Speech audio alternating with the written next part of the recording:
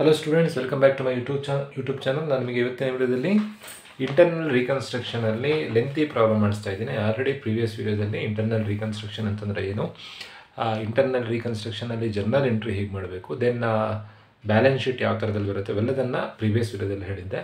So ಯಾರು previous videos ನೋಡಲಿಲ್ವೋ ಆ videos ನೋಡಿಕೊಂಡು ಆ ನಂತರದಲ್ಲಿ ಈ ಪ್ರಾಬ್ಲಮ್ ಮಾಡಿ, ಅದರ್ವೈಸ್ ನಿಮಗೆ ಕನ್ಫ್ಯೂಷನ್ ಆಗ್ಬೋದು. ನೋಡಿ, last year question paper 2024 question paper problem ಮಾಡಿಸ್ತಾ ಇದ್ದೀನಿ. Given below is the balance sheet of unsuccessful limited. ಒಂದು ಕಂಪನಿಯ ಬ್ಯಾಲೆನ್ಸ್ ಶೀಟ್ ಕೊಟ್ಟಿದ್ದಾರೆ.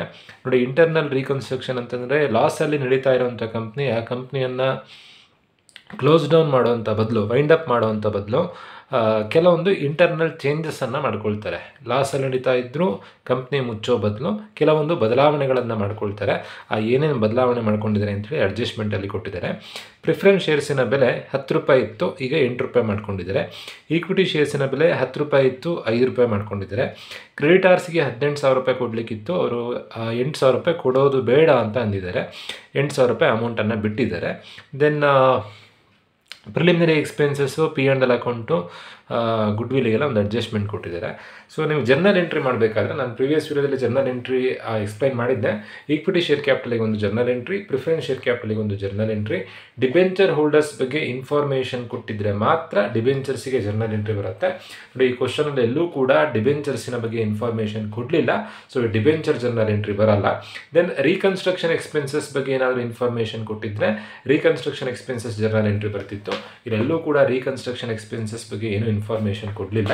ಆ್ಯಂಡ್ ದೆನ್ ಅಸೆಟ್ ಏನಾದರೂ ಅಪ್ರಿಸಿಯೇಷನ್ ಆಗಿದ್ದರೆ, ಅಸೆಟ್ ಅಪ್ರಿಸಿಯೇಷನ್ ಆದರೆ asset account debited to capital reduction account. ಈ ಕ್ವಶನಲ್ಲಿ ಅಸೆಟ್ ಅಪ್ರಿಸಿಯೇಷನ್ ಆಗಿದ್ರ ಬಗ್ಗೆ ಇನ್ಫಾರ್ಮೇಷನ್ ಕೊಡಲಿಲ್ಲ. Last entry capital reduction account journal entry ಮಾಡಬೇಕು. ಸೊ ಎಲ್ಲ ಎಂಟ್ರಿ ಇರುವಂಥ ಪ್ರಾಬ್ಲಮನ್ನು ನಾನು ಪ್ರೀವಿಯಸ್ ವಿಡಿಯೋದಲ್ಲಿ ಅಪ್ಲೋಡ್ ಮಾಡಿದ್ದೆ. ಇಲ್ಲಿ ಸಿಂಪಲ್ ಪ್ರಾಬ್ಲಮ್ ಕೊಟ್ಟಿದ್ದಾರೆ ಲಾಸ್ಟ್ ಇಯರ್ ಕ್ವಶನ್ ಪೇಪರ್ನಲ್ಲಿ. ನೋಡಿ, ಫಸ್ಟು ಪ್ರಿಫರೆನ್ಸ್ ಶೇರ್ಸಿನ ಬೆಲೆ ಕಮ್ಮಿ ಮಾಡ್ಕೊಳ್ತಾ ಇದ್ದಾರೆ, ಅದಕ್ಕೆ ಒಂದು ಜರ್ನಲ್ ಎಂಟ್ರಿ ಬರೀಬೇಕು. ಜರ್ನಲ್ ಎಂಟ್ರಿ ಏನು? Preference share capital account debited to preference share capital account to capital reduction account. Amount ಹೇಗೆ ಬರೀಬೇಕು? ಮುಂಚೆ ಎಷ್ಟು ರೂಪಾಯಿ ಇತ್ತು, ಈಗ ಎಷ್ಟು ರೂಪಾಯಿ ಆಗಿದೆ, ಎಷ್ಟು ರೂಪಾಯಿ ಕಮ್ಮಿ ಆಗಿದೆ.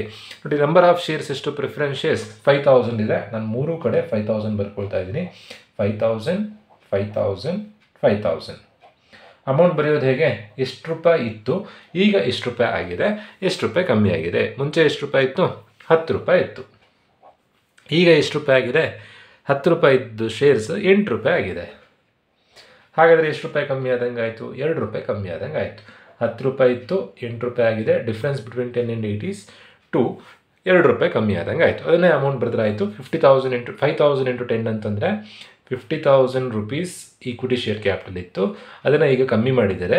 8 5s 40 ರೂಪೀಸಿಗೆ 40,000ಗೆ ಕಮ್ಮಿ ಮಾಡಿದ್ದಾರೆ. 50 ಇದ್ದಿದ್ದು 40 ಆಗಿದೆ. ಹಾಗಾದರೆ ವ್ಯಾಲ್ಯೂ ಎಷ್ಟು ಕಮ್ಮಿ ಆದಂಗೆ ಆಯಿತು?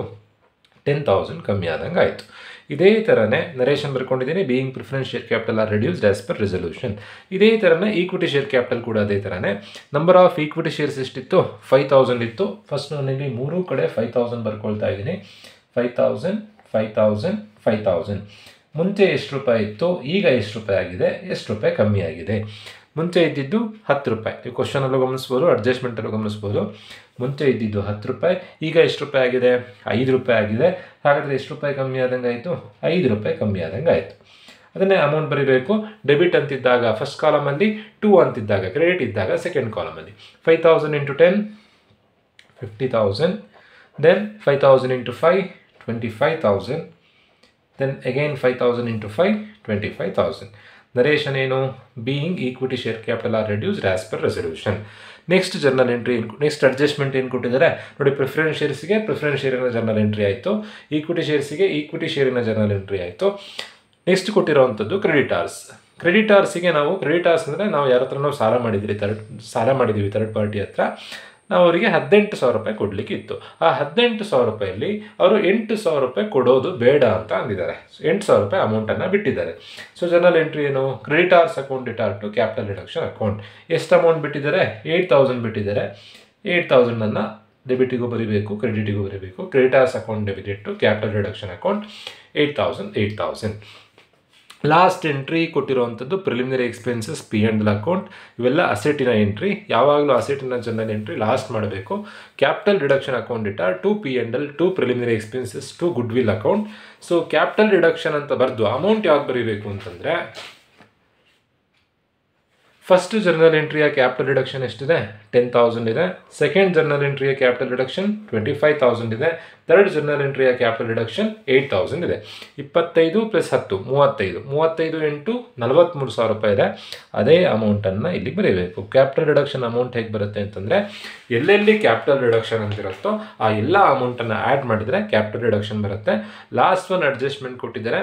Amount thus available to be utilised to return of preliminary expenses, debit balance of profit and loss account, balance if any to be return of good will.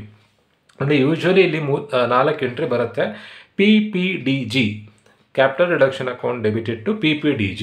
PPDG ಅಂದರೆ P and L account, preliminary expenses, discount, goodwill. Adjustment ಕೊಡದೇ ಇದ್ರೂ ಕೂಡ ಬರೀಬೇಕು. PPDG stands for P and L, preliminary expenses, discount, good will. First P and L account ಎಷ್ಟು amount ಕೊಟ್ಟಿದ್ದಾರೆ? P and L account 2,500.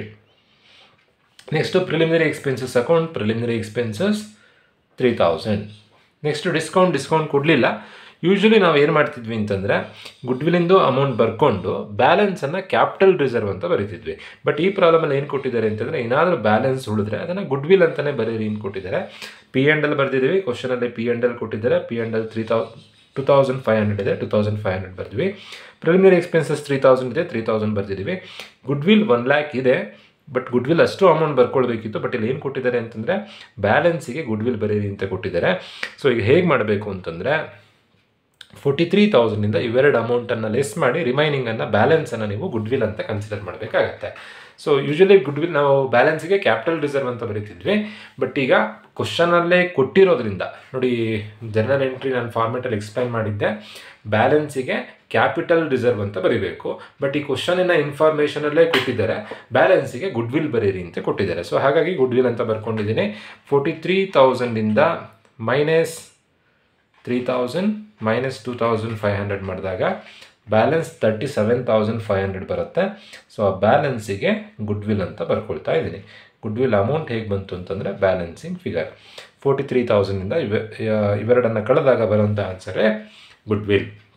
So next ನೀವೇನು ಮಾಡಬೇಕು? Journal entry pass ಮಾಡಿ ಆಯಿತು. Prepare reconstructed balance sheet. Balance sheet ಮಾಡೋದು ತುಂಬಾ easy. So ಕ್ವಶನಲ್ಲಿ ಏನೇನು entries ಕೊಟ್ಟಿದ್ದಾರೋ ಎಲ್ಲ ಎಂಟ್ರೀಸು ಬರ್ಕೊಂಡಿದ್ದೀನಿ ನೋಡಿ. ಫಸ್ಟ್ ಇಲ್ಲಿ ಹಾರಿಜಾಂಟಲ್ ಫಾರ್ಮೆಟ್ ಕೊಟ್ಟಿದ್ದಾರೆ, ನಾವು ವರ್ಟಿಕಲ್ ಫಾರ್ಮೆಟ್ ಮಾಡಬೇಕು. ಪ್ರಿಫರೆನ್ಸ್ ಶೇರ್ ಕ್ಯಾಪಿಟಲ್ ಕೊಟ್ಟಿದ್ದಾರೆ, equity share capital, creditors, bank over draft ಎಲ್ಲದೂ ಬರ್ಕೊಂಡಿದ್ವಿ.